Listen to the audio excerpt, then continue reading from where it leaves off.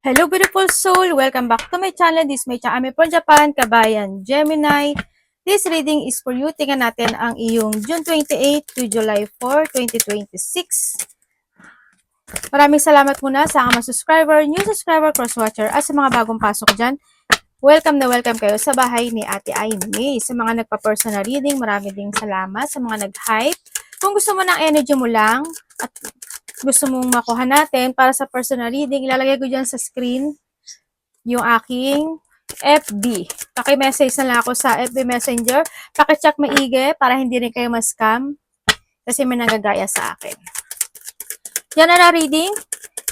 Energy reading tayo ha. Hindi mo ito personal reading. Kuhanin mo lang ang para sa'yo. Gawing guide yung mga warning na pwedeng lumabas. Hindi negative yun. Warning yun. I-analyze nyo.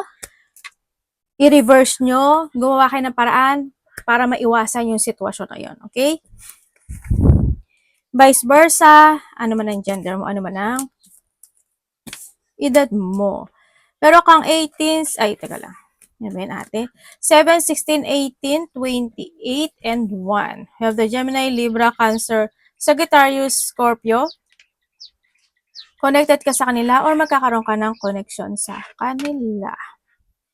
Siguro, kung babasahin ko siya sa mga ganyang elements is, ano yung point of this, andun yung mas magiging very attractive ka this week.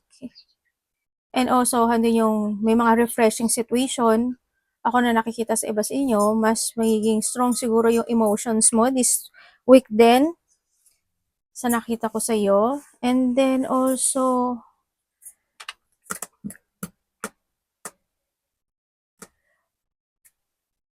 we have the Gemini. Siguro it's more on magiging more on creative ka this. Marami ka sigurong gagawin o asikasuhin, iisipin.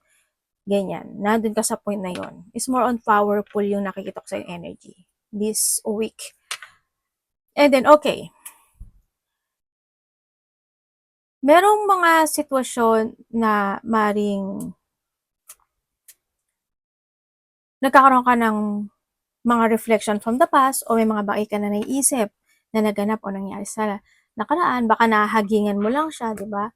Sa iba sa inyo, andito rin yung point na nagkakaroon ka ng mga bagay of desire or may mga bagay ka na gusto mong aksyonan. No? Alam mo naman daw yung purpose mo at alam mo yung main concern mo this time. Yun nga lang, siguro nga is hindi pa siya gano'n na napo-pursue. Pero matagal mo na tong gusto eh. Sa nakita ko sa ito. Matagal mo nang gustong mangyari, matagal mo nang hinahangad, o matagal mo nang ninanais yung sitwasyon na yun. Siguro lang, hindi lang talaga siya totally pa napo-pursue this time. Siguro may mga bagay pa na inuuna o may mga kailangan pang unahin. Pwedeng nahandun sa point na yon. Pero sa iba sa inyo, is ito yung sitwasyon daw na kailangan mong manindigan dun sa desire na yon. Kailangan mong mag-action talaga. This is the time to start a new beginning into your life. Kung maganahan. You need mo lang din na maging very loyal dun sa sitwasyon na yon para daw maging ma-achieve mo yon or ma-fulfill mo yung sitwasyon na yon. Kailangan mo talaga siyang i-progress talaga, no? Nandun sa point na iyon. Sa iba sa inyo, is you feeling drained? May mga situation na maaari mag-feeling drain ka, ganyan. And then, nandun din yung point na magkakaroon ka ng mga questioning, quarrel sa isang lalaki. Tao to na malapit to sa'yo. Pwedeng siya is mahihilingin sa'yo or mahihilingin ka sa kanya, vice versa, ganyan. O kaya is may mga, pwede rin na siya yung makakatulong sa'yo, di ba, yung lalaki na yun. Or ikaw ang makakatulong sa kanya for something na doon sa point na yon. And then also, may mga activity ka daw na gagawin. Maaring may mga new activity ka na naisip or mga gagawin mo, ganyan. Maybe you're doing your passion, you're starting to do your passion, yung mga kinahihiligan mo o yung mga inananais mo talaga. Yun. Sa iba sa'yo may mga biglaang magaganap o mangyayari. Pwede rin na magkakaroon ka ng connection sa isang lalaki. Maaring siya yung magte-text o magme-mail or magkikipag-communicate sa'yo. Pwedeng na-handsome or may marireceive ka sa kanya ng news or ikaw ito sa kanya, vice versa. Mag-ingat ka na lang sa mga tao rin na nasa paligid mo, sa mga tao na malapit sa'yo. Hindi naman siguro lahat. Siguro, alam ko naman na malakas din naman yung pakaramdam mo. But still, may untrustworthy person no? Ako nakikita dito, mag-ingat na lang din kayo. May tao na napaka-cheater. Pwedeng ikaw or pwedeng someone na nakakausap mo, na baka hindi mo napapansin, binabackstab ka na pala niya, niloloko ka na pala niya. Ibig sabihin, may tao din na nagsisinungaling. Ingat ka na lang. Mag-ingat ka na lang din sa mga pangloloko, panininglang, pandaraya, panggugutyo. Sana hindi ikaw ito. Yan, ingat ka. Parang may nakikita ako. May nakikita kasi akong something. Di ba? Sa tingin ko, hindi nyo nakikita. Yun na. Okay. And then also is, mag-ingat ka daw sa mga tukso o matukso. Marami ding ibig sabihin ng tukso o matukso, no?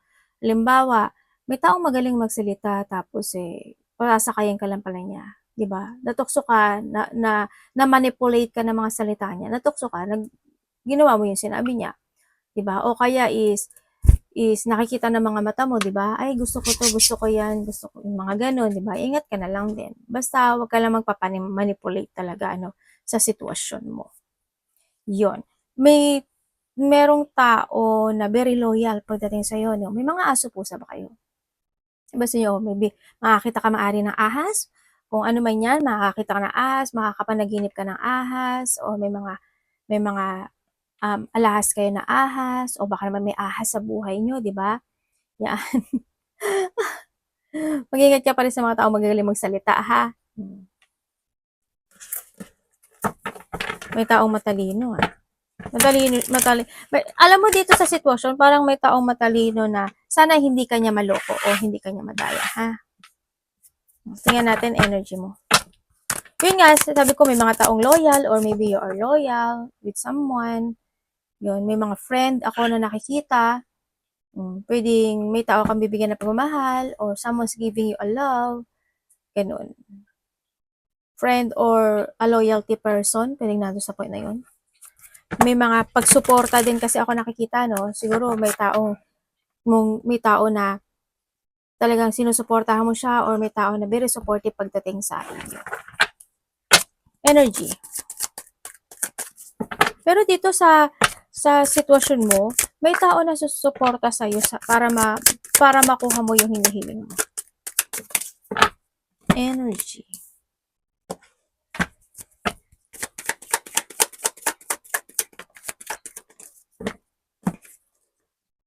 Okay, when it comes sa iyong energy, Gemini. Okay, sa energy mo, may mga bagay ka raw na parang iniisip mo siya. Nandun ka sa point na yon. Parang nagkakaroon ka ng pag-iisip o pag-isolate sa sitwasyon. Parang nandun ka sa point sa iba sa inyo na meron kang magkakaroon ka ng mga self-evaluation in some aspect of your life.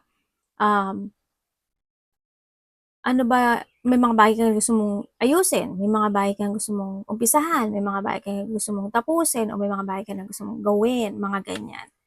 I-evaluate mo yung sa sarili mo kung ano yung mga dapat na gawin, ano yung dapat i-transform, ano yung dapat unahin, ano yung dapat aksyonan, ano yung dapat i-let go, ano yung dapat na ganito, ganyan, ganun. May mga ganun. It's more on thinking.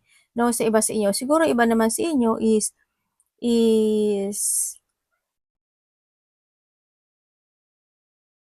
mekaniko ka ba? Mekaniko. O magaling ka lang magkakalikot o ano ka, mabuting-ting ka. Pwede kasi, meron din kasing iba sa inyo na minakita ko na parang mabuting-ting. Hindi ko alam in what way yung mga vehicles. Mahilig ka ba sa mga pagbubunting-ting? Kung vehicles man yan or something na mahilig magbuting-ting, no? Yan.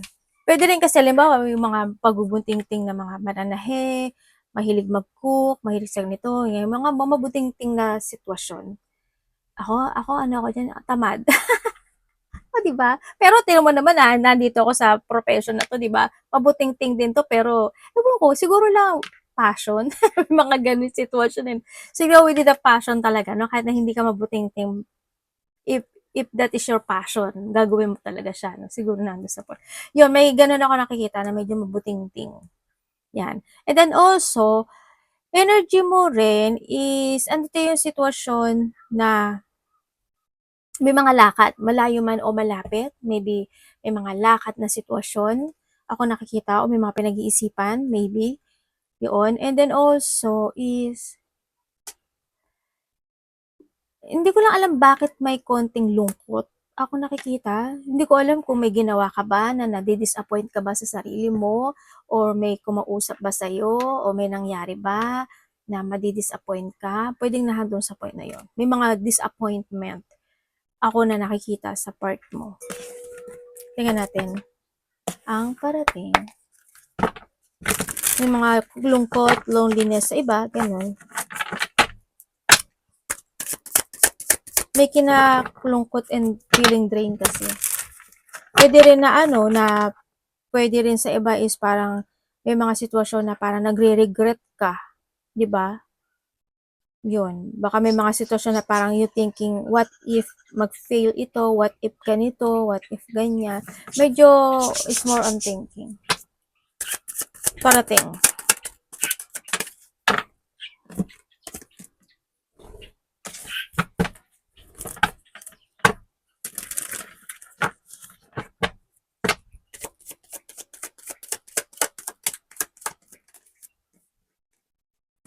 Parating sa'yo.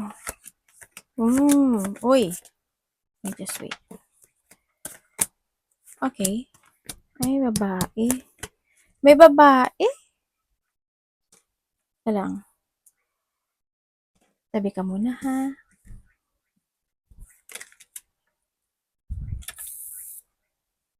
Ano po yun, universe?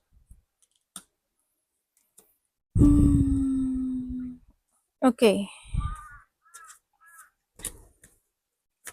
Parating sa iyo, parang parang may nag-i-spy dito. May babae dito na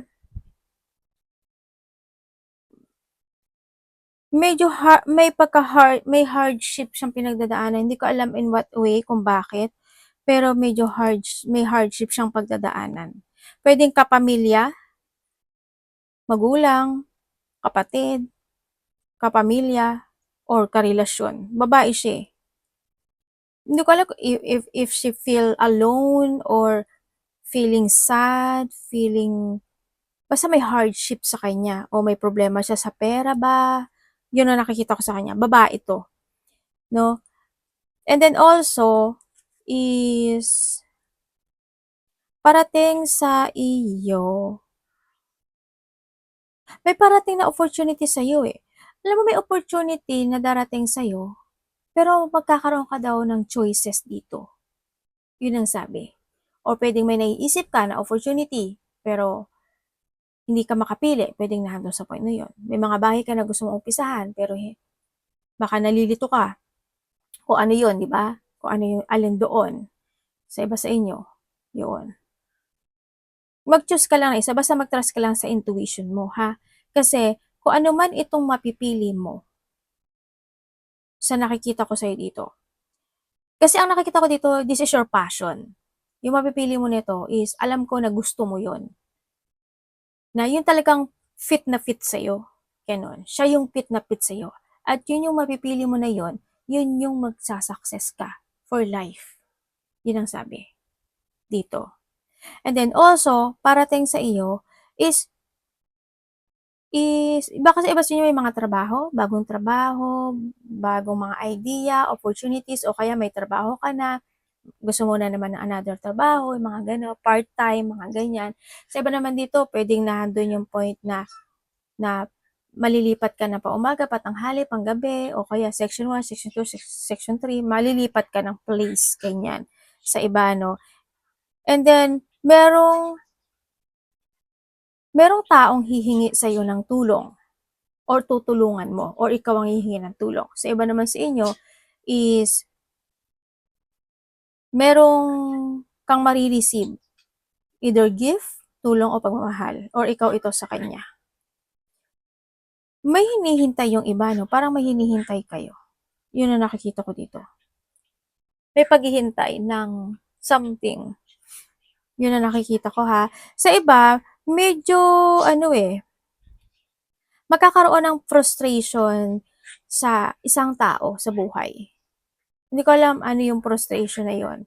Sana hindi conflict, but nahandun yung frustration, nahandun yung parang magpo-focus ka in a painful situation, pwedeng nahandun yung iba, ganun. O kaya naman is may mga sitwasyon na pagdadaanan lang na um, medyo mahirap, medyo malungkot, yun. Sa isa sa malapit sa iyo. Yun ang sabi. Siyempre, nakakausap mo na siguro to. Kasi malapit to sa iyo Yun ang nakikita ko sa iyo. Pero alam mo may excitement Hindi ko alam ano yun But still, handin yung excitement situation na magaganap. May ikaka-excite ka daw na sitwasyon o may makakaramdam ka ng excitement sa isang sitwasyon sa buhay mo.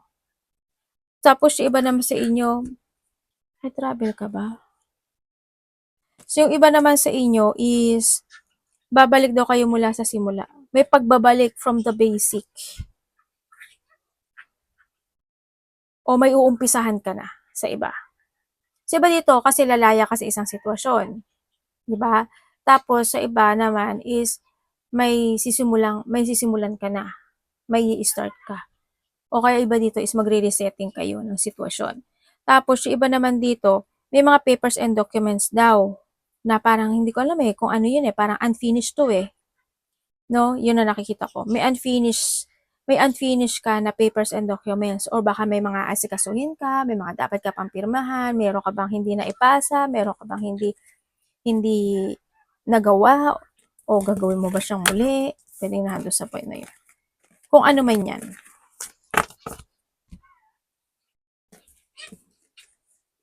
Tingnan natin ang dapat iwasan.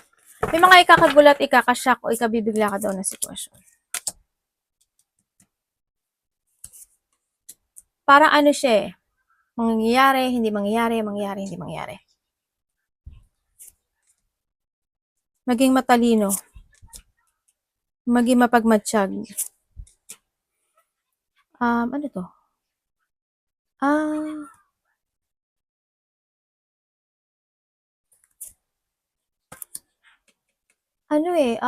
Kailangan na handun yung determination mo. Maging matatag. Kailangan strong will. Alam mo, may pag-under attack situation. Hindi ko alam kung ano yun But still, may under attack. Hindi ko alam kung makakasamaan mo ba siya sa trabaho, mga taong ayaw sa'yo, ganun. Tapos sa iba naman, kasi hindi naman may tatanggi, di ba? Palagi ko naman sinasabi sa ibang reading din na yung mga lindol-lindol situation, Kaya mag-ingat kayo when it comes to a lindol. Okay? Dapat iwasan.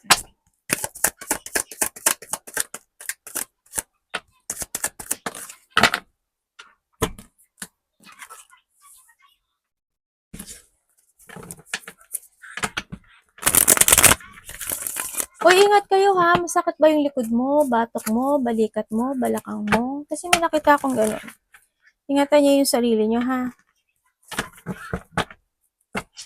Tsaka sa mga kausap niyo, ingat kayo. Dapat iwasan. Puro ganito puro card mo. Okay, dapat pong iwasan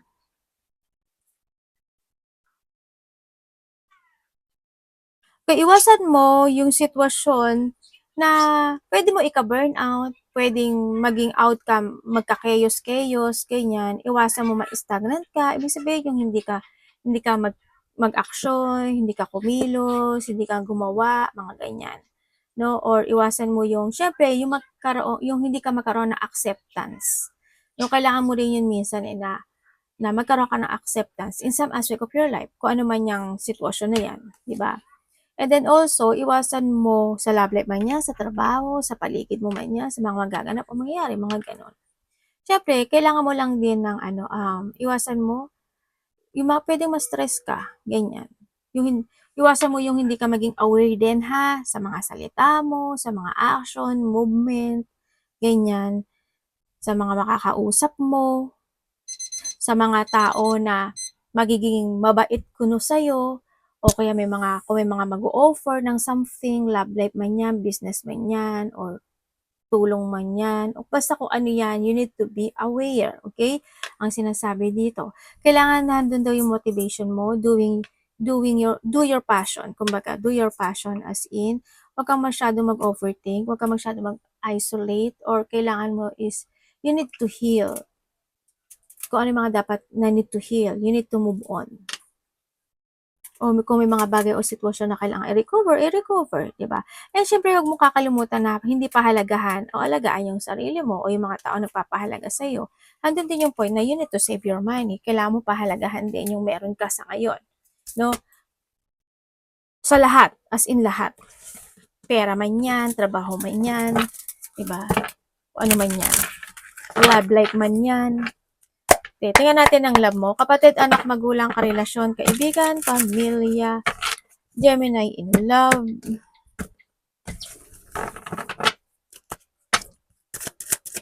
Vice versa, palagi ha.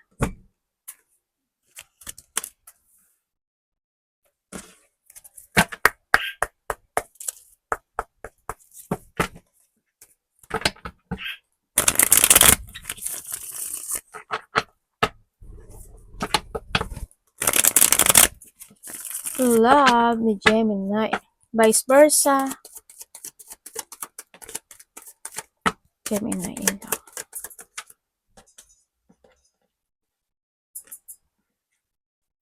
Okay. Kung single ka, oh yes, may makikilala ka. May makikilala ka.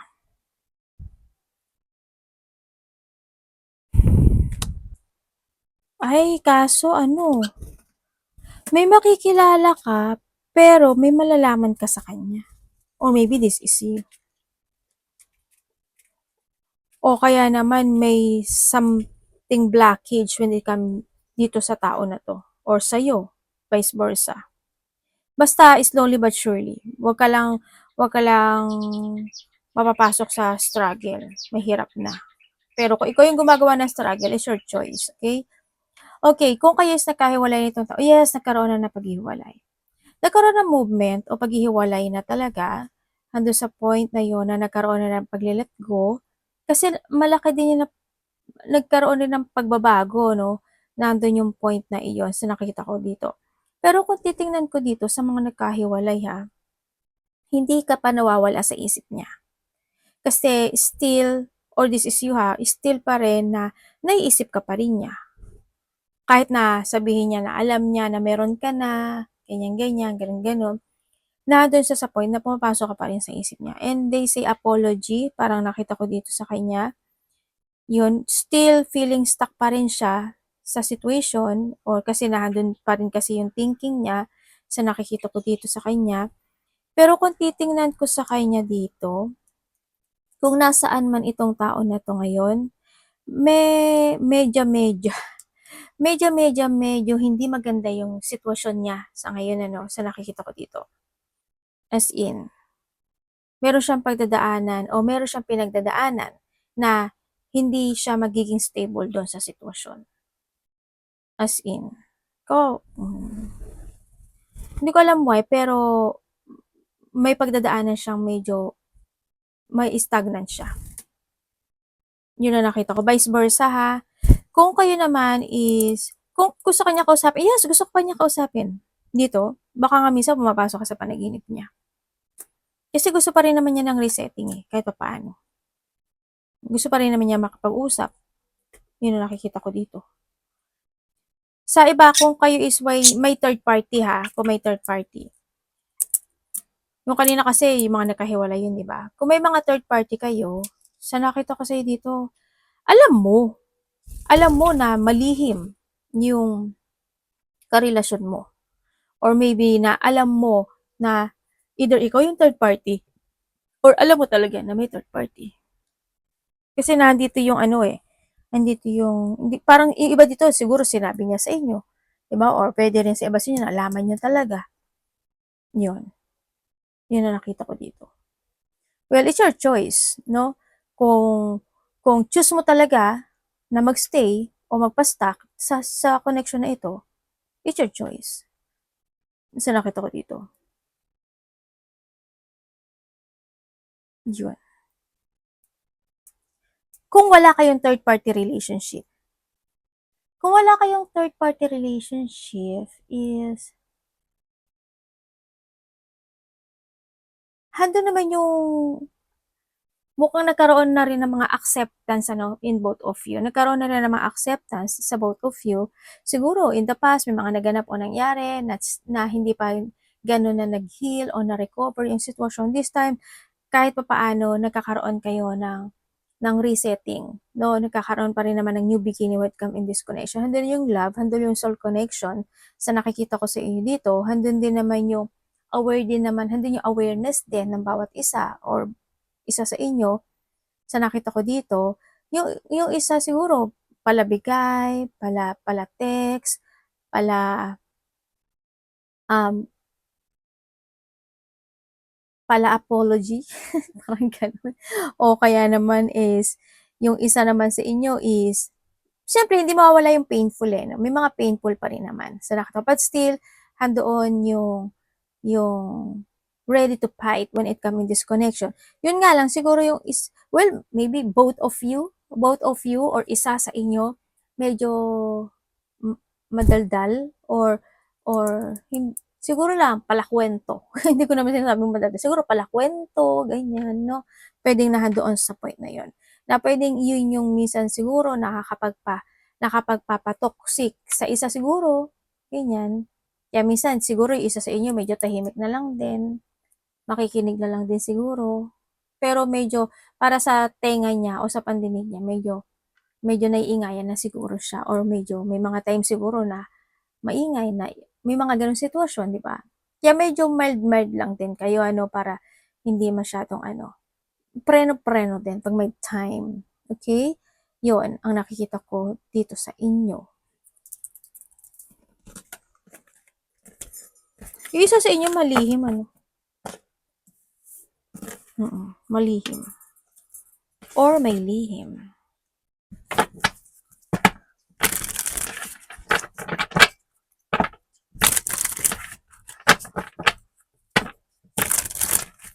Ano to money and trabaho.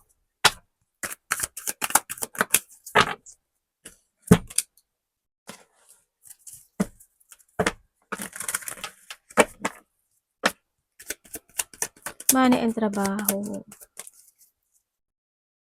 Okay. When it comes sa trabaho mo, ang nakikita ko sa iba sa inyo medyo hard, no? Yung trabaho, sa nakita ko. Hindi ko alam kung matumal ba, hindi ba maganda, wala ka bang trabaho, or hindi lang good talaga, baka matumal lang talaga, no? Sa trabaho mo is, medyo stagnant kasi nakikita ko rin. Ganun din sa pera, stagnant. Yun. Ako nakikita sa iyo.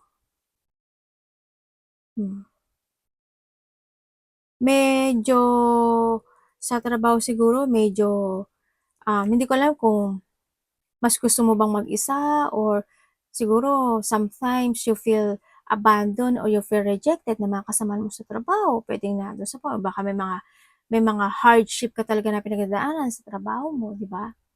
Eh, alam mo naman yung mga iba, medyo may mga mayayabang effect, lalo na pag medyo matagal na, di ba? Yan.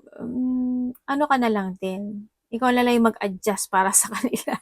Okay, if ever na may mga ganun mga sitwasyon. But still, handin yung hardship na pinagdaanan. Sa iba naman sa pera nyo, yun nga baka nga matumal din sa nakikita ko. Siyempre, kung matumal yung trabaho mo or wala kang trabaho, matumal din. May financial problem ka talaga, di ba? Medyo mahigpit yung pera mo or medyo may iba dito is may financial problem talaga sa nakikita ko sa inyo dito. Kasi ang sinasabi rin kasi dito is kailangan mo daw mag-action. You need to continue sa direction to find your goal. Kailangan mo daw palagi may positive destination yung patutunguhan ng nakaperahan mo, di ba? Sa iba sa inyo. Medyo nag-i-stagnant to ha. Ganyan. Medyo may mga times kasi na out of control ka rin sa mga bagay-bagay. Yung iba dito mga cancel or madi-delay Diba? Baka may mga cancel or delay na sitwasyon pagdating sa trabaho man yan or kaperahan, mga ganyan.